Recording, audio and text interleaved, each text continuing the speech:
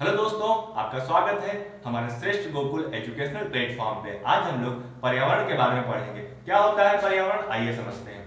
पर्यावरण दो शब्दों से मिलकर बना होता है, परि प्लस आवरण। परि का अर्थ होता है चारों तरफ और आवरण का अर्थ होता है घेरा, यानी कि चारों तरफ से घेरना। मनुष्य को चारों तरफ से घेरना और तथा उसके जीवन और क्रियाओं को प्रत्यक्ष और अप्रत्यक्ष रूप से प्रभावित करना ही पर्यावरण कहलाता है। ठीक है। पर्यावरण शब्द अंग्रेजी शब्द के इन्वायरमेंट की उत्पत्ति फ्रेंच शब्द के इन्वायरोनेर से हुआ है। इसका अर्थ होता है पड़ोस, यानी हम पर्यावरण के लिए आस पड़ोस शब्द का प्रयोग कर सकते हैं। ठीक है। अब बात करते हैं पर्यावरण के घटक की। तो पर्यावरण के मुख्यतः दो घटक होते हैं, एक प्राकृतिक घटक और एक मानव निर्मित घटक। प्राकृतिक घटक के अंतर्गत दो घटक आते हैं, एक जैविक या जैविक भी कहते हैं इसको, दूसरा अजैविक, अजैवीय या भौतिक भी कहते हैं। तो जो जैविक घटक होते हैं उसमें सभी प्राणियों का संसार आता है, जैसे कि जंतु, पादप, ठीक है, इस तरह के को हम लोग जैविक कहते हैं। ठीक है। और अजैविक और भौतिक यानी निर्जीव पदार्थों का संसार, जैसे स्थल, जल, वायु, प्रकाश, मृदा और ताप। ये जो संसार होता है यानी स्थल, जल, वायु, प्रकाश, मृदा और ताप, ये अजैवीय होता है, लेकिन प्रकृति के द्वारा ही हमको मिला होता है। ठीक है। इस तरह के घटकों को हम लोग भौतिक या अजैविक घटक कहते हैं। और जो मानव निर्मित होते हैं, मानव निर्मित जैसे कि इमारतें, उद्योग, सड़क, पुल, पार्क और संस्कृति, ये मानव के द्वारा दी जाती हैं, यानी मानव निर्मित होती हैं। अब बात करते हैं पर्यावरण के क्षेत्र की। तो पर्यावरण के क्षेत्र को चार भागों में विभाजित किया गया है, स्थल मंडल, जल मंडल, वायुमंडल और जैवमंडल। ठीक है। स्थल मंडल जो होता है पृथ्वी की ठोस परत यानी भूपर्पाटी, ठीक है, वो भाग स्थल मंडल होता है। स्थल मंडल पृथ्वी का 1/3 यानी कि 29% भाग घेरे हुआ है। अब बात करते हैं जल मंडल की। तो जल मंडल पृथ्वी का 2/3 भाग यानी कि 71% भाग घेरे हुआ है। बात करते हैं वायुमंडल की। तो वायुमंडल यानी कि हमारा जो वायु का आवरण होता है, जिसमें कई तरह की गैसें पाई जाती हैं, जहां नाइट्रोजन, ऑक्सीजन, कार्बन डाइऑक्साइड इत्यादि गैसें पाई जाती हैं, उस आवरण को हम लोग वायुमंडल कहते हैं। अब बात करते हैं जैवमंडल की, कि पृथ्वी का वह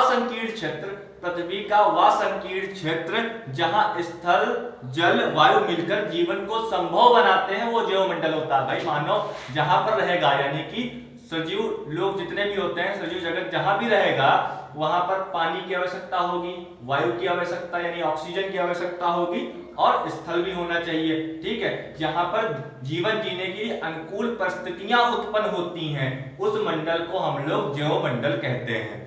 ठीक है।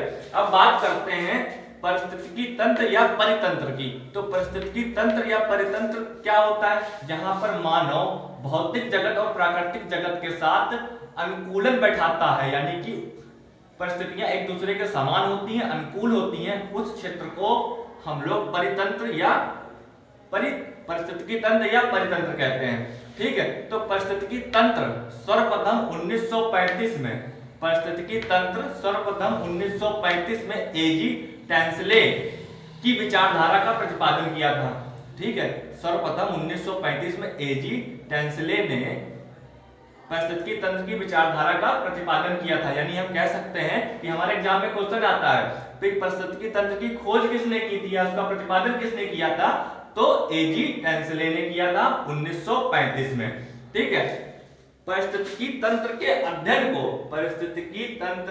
अध्ययन को हम लोग पारिस्थितिकी कहते हैं। पारिस्थितिकी अंग्रेजी शब्द के इकोलॉजी से बना है, इकोलॉजी, जिसका प्रयोग सर्वप्रथम अर्नेस्ट हिकल ने किया था। किसने किया था? अर्नेस्ट हिकल ने किया था।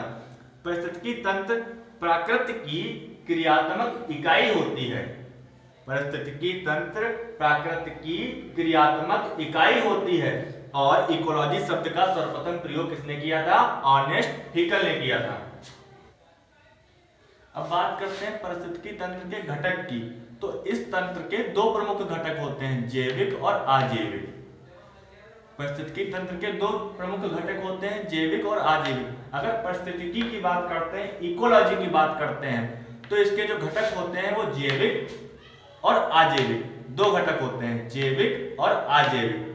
जैविक के अंतर्गत उत्पादक आता है, उपभोक्ता आता है और अपघटनकर्ता आता है। जैविक के अंतर्गत उपभोक्ता आता है, उत्पादक आता है, उपभोक्ता आता है और अपघटनकर्ता आता है। यानी कि पारिस्थितिकी का जो जैविक घटक होता है इसके अंतर्गत उत्पादक, उपभोक्ता और अपघटनकर्ता तीन घटक आते हैं, ठीक है। और अगर पारिस्थितिकी की बात करते हैं तो पारिस्थितिकी में दो घटक होते हैं, जैविक और अजैविक, ठीक है। पारिस्थितिकी के दो घटक जैविक और अजैविक। और जैविक के घटकों की अगर बात करेंगे तो तीन घटक होते हैं, उत्पादक, उपभोक्ता और अपघटनकर्ता। तो उत्पादक की बात करते हैं, ये परितंत्र का उत्पादक होता है, यानी कि उत्पादक जो होता है परितंत्र का उत्पादक होता है, यानी पादप जगत, पेड़ पौधे उत्पादक में पाए जाते हैं, ठीक है।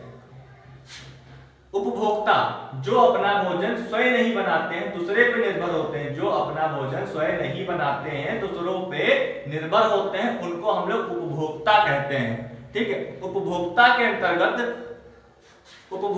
अंतर्गत प्राथमिक उपभोक्ता, द्वितीयक उपभोक्ता, तृतीयक उपभोक्ता और सर्वाहारी चार क्षेत्र आते हैं। यानी कि प्राथमिक उपभोक्ता, द्वितीयक उपभोक्ता, तृतीयक उपभोक्ता और सर्वाहारी उपभोक्ता, ये उपभोक्ता के अंतर्गत आते हैं। प्राथमिक उपभोक्ता कैसे होते हैं? ये शाकाहारी होते हैं।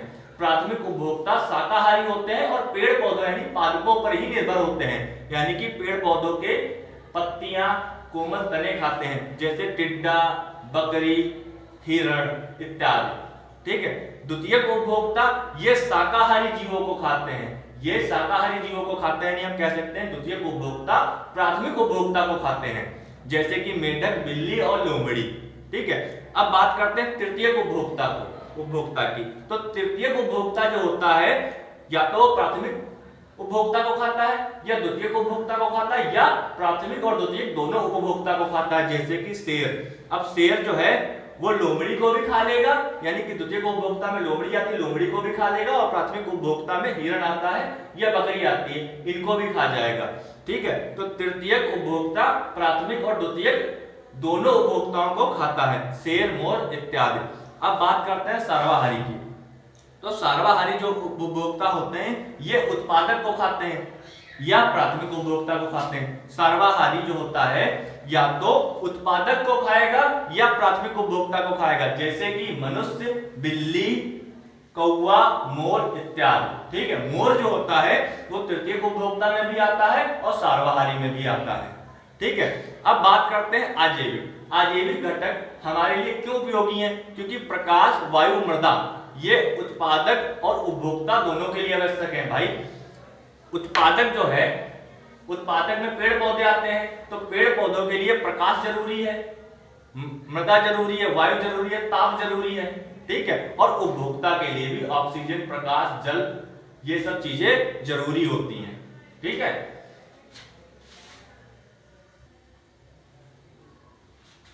अब खाद्य श्रृंखला या खाद्य कड़ी की बात करते हैं। तो खाद्य श्रृंखला का वह क्रम है जिसके द्वारा एक परितंत्र में खाद्य ऊर्जा का प्रवाह होता है, यानी कि एक परितंत्र से दूसरे परितंत्र में खाद्य ऊर्जा का प्रवाह होता है।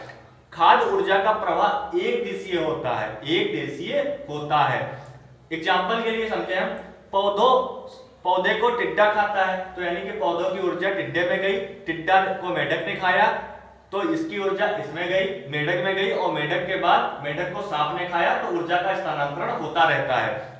प्रत्येक स्तर पर उपभोक्ता को केवल 10% ही ऊर्जा संचित कर पाता है, यानी कि प्रत्येक उपभोक्ता 10% ऊर्जा ही संचित कर पाता है। 90% ऊर्जा की हानि हो जाती है, स्थानांतरण में 90% ऊर्जा की हानि हो जाती है। इस सिद्धांत को लिंडमैन का 10% का सिद्धांत कहा जाता है। इस सिद्धांत को लिंडमैन का 10% का सिद्धांत कहा जाता है। मान लीजिए सूर्य से हमें 10,000 ऊर्जा मिली, फिर ये उत्पादक में गई, उत्पादक से प्राथमिक उपभोक्ता में, प्राथमिक उपभोक्ता से द्वितीयक उपभोक्ता में और फिर तृतीयक उपभोक्ता में। यानी कि 10,000 का फिर 10% देखेंगे तो 1,000 के बाद 10% यानी कि 100 से फिर 10%, 10 का 10%, 1 और 1 का 10% 0.1।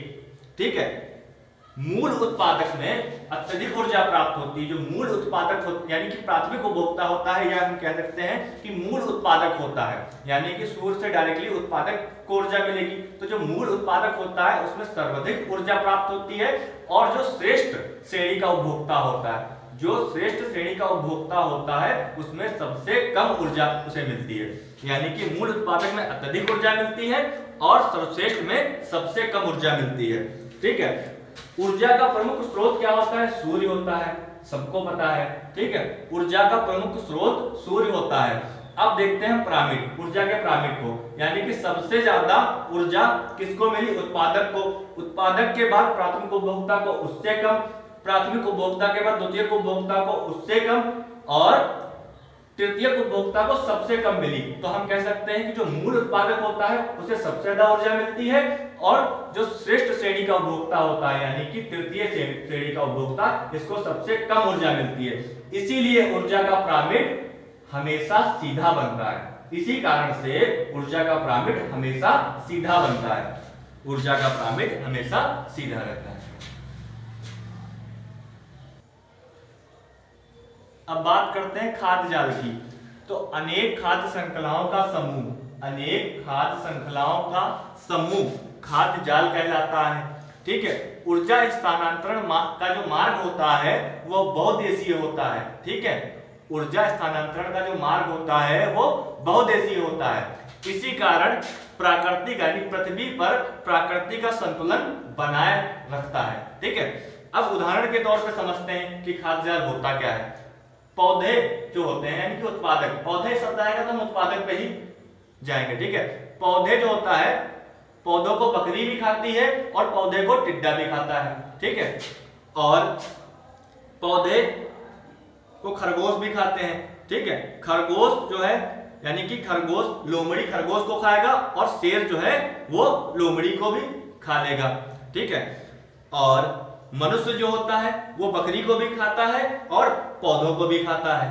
ठीक है, खरगोश को सांप खाता है, खरगोश को सांप खा जाता है। ठीक है, और सांप जो होता है सांप को मोर खा लेता है और सांप को बाज भी खाता है। ठीक है, यही जो अनेक श्रृंखलाएं होती हैं, यानी कि मनुष्य बकरी को भी खाता है और पौधे को भी खाता है, पौधे को टिड्डा भी खाता है, टिड्डे को मेढक खाता है, मेढक को सांप खाता है और सांप को बाज खाता है। ठीक है, सांप को बाज भी खाता है और सांप को मोर भी खाता है। यही श्रृंखला जो होती है इसी को हम लोग खाद्य जाल कहते हैं। इसी कारण जो होता है पृथ्वी पर प्रकृति का संतुलन बना रहता है। ठीक है, मिलते हैं नेक्स्ट वीडियो में, तब तक आप स्वस्थ रहें और सुरक्षित रहें।